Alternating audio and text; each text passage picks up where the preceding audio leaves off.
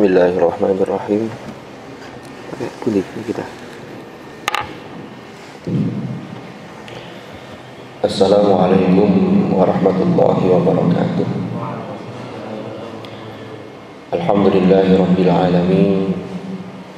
Wa bihi nasta'in ala umurid dunya waddin. Wassalatu wassalamu ala asyrafil anbiya wal mursalin sayyidina Muhammadin wa ala alihi wa sahbihi ajma'in. Amma ba'd. Yang sama-sama kita taati Mudir Pusat Ma'had Al-Jami'ah beserta seluruh jajaran pengasuh Pusat Ma'had Al-Jami'ah. Yang saya hormati para murabbi, para musyrif, para muharrik, dan juga para mahasantri Pusat Ma'had Al-Jami'ah rahimakumullah. Alhamdulillahirabbil alamin.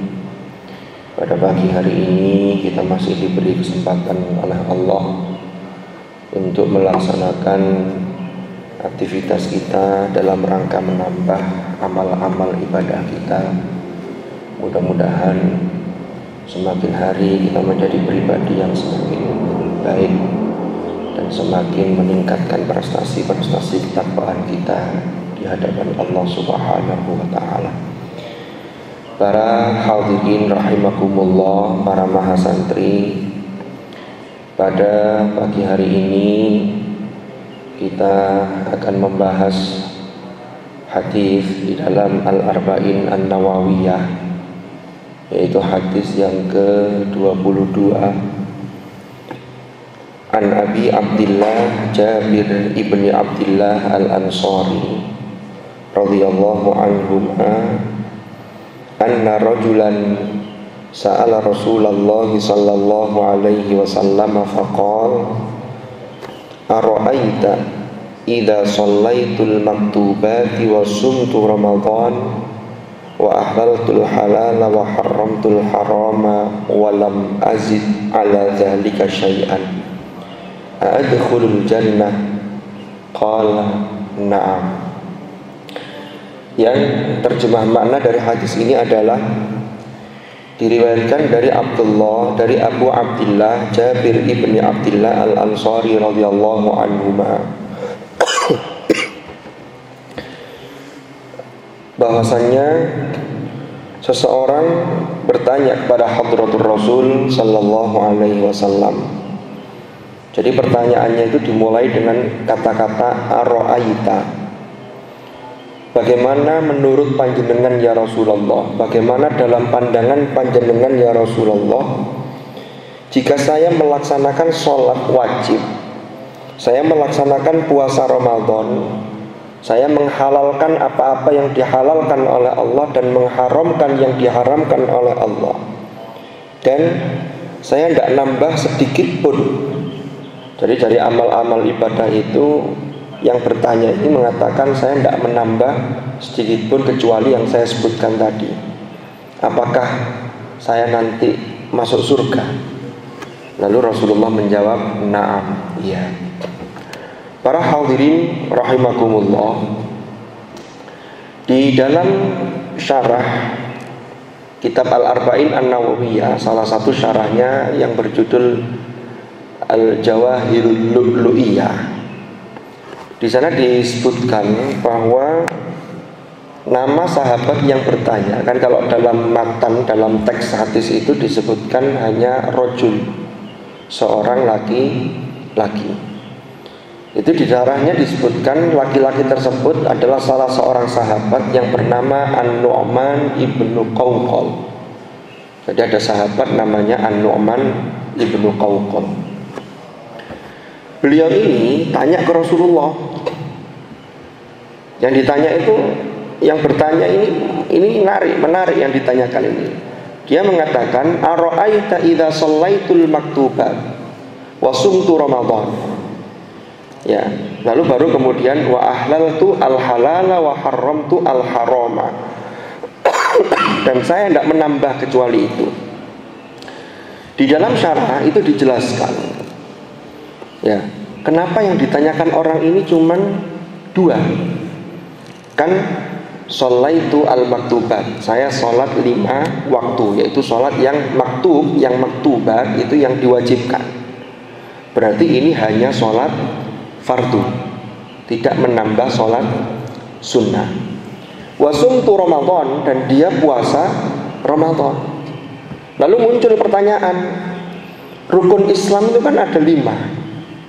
Yang pertama kan syahadat. Syahadat itu kan adalah pondasi. Syahadat itu adalah dasarnya. Kemudian bangunan selanjutnya adalah tiangnya itu adalah sholat. Ya.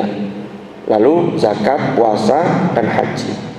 Mengapa sahabat ini tidak bertanya, tidak mengatakan saya sholat, saya zakat, saya haji, saya puasa, saya haji. Tapi yang disebutkan hanya 2. Nah, di kitab syarah itu dijelaskan, ya. Boleh jadi ketika itu sahabat ini, sahabat yang namanya An-Nu'man ibnu Qawqal ini beliau ini kalau terkait dengan zakat, maka yang dimilikinya itu belum mencapai untuk zakat, sehingga dia tidak melaksanakan zakat terkait dengan zakat mal. Haji, ya nggak tahu gimana ceritanya.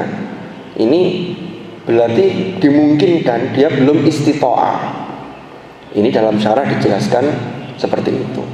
Tetapi ada pendapat yang mengatakan dia menyebutkan 2 hal itu. 2 hal itu adalah 2 hal yang memang betul-betul ia lakukan. Bukan berarti dia tidak melakukan haji, tidak melakukan zakat. Tetapi yang ditekankan 2 itu. Makanya itu nanti tercakup dalam ungkapan wa ahlaltul halalah. Wa halaltul halal itu apa?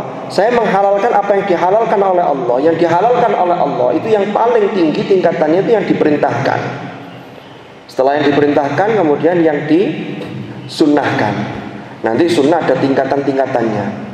Maka dia sesungguhnya sudah melakukan, tetapi dia tidak disebutkan di situ. Jadi wa ahlaltul halal wa haramtul harama. Kalau haram tu al-harama, saya mengharamkan apa yang diharamkan oleh Allah. Itu maksudnya adalah dia menjauhi apa yang dilarang oleh Allah. Yang paling tinggi larangan itu adalah muharramat, yaitu sesuatu yang diharamkan. Baru kemudian levelnya ada bawahnya lagi, ada al-makruhat dan seterusnya. Itu dalam konteks, dalam level level tingkatan sesuatu yang diharamkan atau yang dilarang oleh Allah Subhanahu wa ta'ala. Para hadirin rahimakumullah. Ini kalau kita lihat, ada yang memahami hadis ini bahwa orang yang melaksanakan kewajiban itu saja sudah menjadi modal yang luar biasa untuk amal kita. Yang amal ini nanti bisa mendownload rahmat Allah untuk nanti di akhirat masuk surga. Ibnu Sina itu membagi orang yang beribadah itu dalam 3 tingkatan. Jadi orang ibadah itu yang paling rendah tapi sudah lumayan, tapi sergap ibadahnya, itu motivasinya itu adalah karena dia takut siksa. Jadi dia mau ibadah itu kalau dia mengatakan begini, saya kalau tidak ibadah, saya kalau melakukan ini nanti saya disiksa, sehingga dia punya ketakutan terhadap itu. Lalu ada level yang di atasnya lagi, orang yang beribadah melakukan itu karena mengharap pahala. Ini level di atasnya. Ada yang paling atas lagi, orang melakukan ibadah itu karena cinta kepada Allah. Para adik-adik mahasantri rahimakumullah. Maka kembali ke hadis tadi, ada yang mengatakan memang kalau ini adalah ibadah yang disebut ibadah minimalis. Jadi ibadah minimalis itu wajib, tidak ditinggalkan, tapi tidak menambah dengan yang sunnah. Tapi itu sudah lumayan. Tapi ada juga pendapat yang mengatakan orang itu kalau ibadah wajibnya itu baik, dia jaga dengan baik, dengan betul, maka otomatis dia akan merasa eman kalau tidak melakukan ibadah sunnah. Contoh, mau sholat subuh, ya, sudah bangun, sudah mau sholat subuh, sudah berada di masjid. Itu kalau tidak sholat sunnah, ya qobliyah, 2 rakaat sebelum subuh, itu rasanya eman.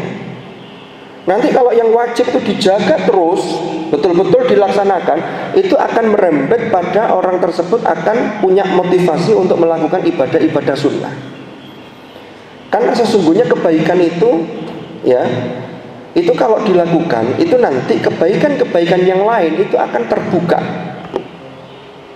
Ya, itu kan sama dengan kalau sampean menggunakan gadget, menggunakan media sosial, itu kebaikan dan keburukan itu nanti akan kembali kepada kita, yang itu nanti fasilitas itu akan dibuka tergantung kesukaan kita. Saya ambil contoh, sampean kalau buka TikTok, buka YouTube, buka apa-apa ya, kalau yang sering dilihat itu adalah hal-hal yang baik, ngajinya Gus Baha, ngajinya ini, pengajian itu pengajian-pengajian yang lain atau hal-hal yang baik itu akan muncul karena mesin itu akan mendeteksi secara otomatis, iki loh senengan sampean, kesukaan sampean ini, maka ditawarkan. Biasanya direkomendasikan video yang direkomendasikan. Kalau yang sampean lihat umpama di YouTube itu sering terkait dengan gamer-gamer gitu ya, itu arti yang lain akan muncul. Kalau yang dibuka itu adalah hal-hal yang tidak baik, sama yang lain akan muncul. Ternyata orang melakukan kebaikan itu seperti itu. Jadi kalau orang melakukan kebaikan, ya serius dia akan membukakan pada kebaikan-kebaikan yang lain. Sebaliknya, orang yang melakukan dosa, mulai dari dosa kecil, dia akan mengantarkan membuka kepada dosa-dosa yang lebih besar lagi. Contoh kecil saja, orang melakukan dusta, melakukan kebohongan, itu akan ditutupi kebohongan berikutnya dan seterusnya. Sampai sekarang lihat di medsos setiap hari itu ada saja selalu berita-berita itu tentang kriminal, tentang hal-hal yang tidak baik-baik gitu. Itu mesti lingkarannya begitu. Kalau sampai ada orang, naudzubillah, terjadi pembunuhan, ada orang membunuh, ada orang berbuat zina, ada orang minum minuman keras, itu biasanya tidak langsung begitu, itu mesti proses sedikit-sedikit. Pertama komunitasnya, jadi temannya nyoba sedikit dan seterusnya. Makanya inilah pentingnya bagaimana kita ini harus bisa menjaga teman. Artinya menjaga teman begini, cari lingkungan yang baik. Makanya saya berharap yang hadir di majelis subuh ini, yang mendengarkan apa yang saya sampaikan ini kan sebentar lagi kita sudah menyelesaikan kewajiban kita di ma'had selama 2 semester ini. Setelah ini kan ada yang mungkin mendaftar jadi musyrif, lalu ada yang pulang ke rumahnya kalau ke rumahnya tidak jauh, tapi lalu kemudian ada yang daftar pesantren karena kemarin ada expo pesantren, ada yang tertarik dan seterusnya. Tapi ada yang di kos-kosan, ada yang di kontrakan. Ini tolong cari lingkungan yang baik, karena betapa pengaruh teman dan lingkungan itu sangat luar biasa, dan itu yang terdekat yang mempengaruhi. Karena setiap orang itu sesungguhnya membawa fitrah kebaikan. Itu dalam hadis kan disebutkan, Rasulullah kan dawuh kullu mauludin yuladu 'alal fitrah fa abawahu an yuhawwidanihi aw yunassiranihi aw yumajjisani. Artinya apa? Unsur akidah saja itu pengaruh lingkungan terdekat itu luar biasa itu. Apalagi kalau soal kebiasaan baik, istiqomah dan seterusnya. Itu lingkungan sangat-sangat mempengaruhi. Anak yang rajin ketika di ma'had, di MSAA ini, Sarawakep ya, lalu diajak temannya kos, alasannya apa? Atau kontrak bareng-bareng, alasannya apa? Saya sudah mondok 7 tahun, 8 tahun, 10 tahun, ingin merasakan yang berbeda, lalu kontrak. Itu awalnya itu mungkin hanya dia yang sregep, masih bisa 1 bulan mungkin masih bisa menjalankan kesergepannya, kerajinannya itu. Tapi coba masuk bulan kedua, masuk bulan ketiga, ini ada pengaruh-pengaruh sedikit atau banyak ini yang harus kita waspadai. Logikanya sederhana. Kalau ada orang sakit itu kan sakit macam-macam ya. Ada penyakit yang memang menular, ada yang tidak. Tapi pertanyaan sederhananya begini, kalau ada orang sakit dengan orang sehat, itu yang sering itu yang sakit ketularan sehat, apa yang sehat ketularan sakit? Yang sering kan yang sehat ketularan jadi sakit. Kenapa? Mungkin imunitasnya tidak kuat kadang kondisi kita sedang melemah. Sama orang rajin itu kadang-kadang juga ada ketika down, ketika lagi nggak semangat. Wah, ketika itu sudah nyoba, malesnya nyoba, lalu rajinnya ketutup, setiap hari lingkungannya begitu. Ini nanti akan menggerus sregepnya seseorang. Ya, tetapi semalas-malasnya orang itu jangan sampai meninggalkan apa yang disebut dengan al-wajibat, yaitu hal-hal yang diwajibkan oleh Allah. Kalau sampai ada yang berani umpama terang-terangan Ramadan tidak puasa, ini berbahaya sekali. Karena kalau sampai berani begitu, ini berarti dia sudah jelas-jelas menantang kepada Allah. Nah, itu sudah disindir di dalam Al-Quran, di dalam surah Al-Hajj, wa minan nasi man yujadilu fillahi bighairi ilm. Wa minan nas man yujadilu fillah. Di antara manusia itu ada loh orang itu yang mendebat Tuhan. Yujadil fillah itu maksudnya tidak mendebat secara diajak dialog, itu yang tidak juga. Melawan dan tidak melaksanakan apa yang diperintahkan, bahkan dengan bangga melanggar dan dengan bangga melakukan yang diharamkan, ini termasuk yujadilu fillah. Na'udzubillah. Dan sekarang itu ada orang itu yang mungkin di antara mahasiswa juga ada itu. Jadi habis melakukan dosa itu malah cerita ke temannya dengan bangganya. Ya, habis ketemu, habis nginep bersama, mohon maaf ya, bersama cewek di mana itu cerita dengan bangganya ke temannya, seakan-akan dia mengatakan bahwa saya ini laki-laki sejati. Padahal dosa besar kok kemudian dibangga-banggakan. Ini ciri-ciri orang yang naudzubillah itu yang hatinya sudah terkunci, hatinya tertutup dan hatinya sudah berkarat. Naudzubillah, tsumma naudzubillah. Makanya penting untuk mewaspadai dan untuk terus menjaga keistiqomahan kita.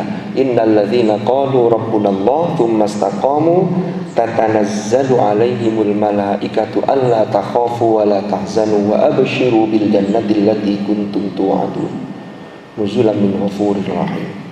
Para hadirin rahimakumullah.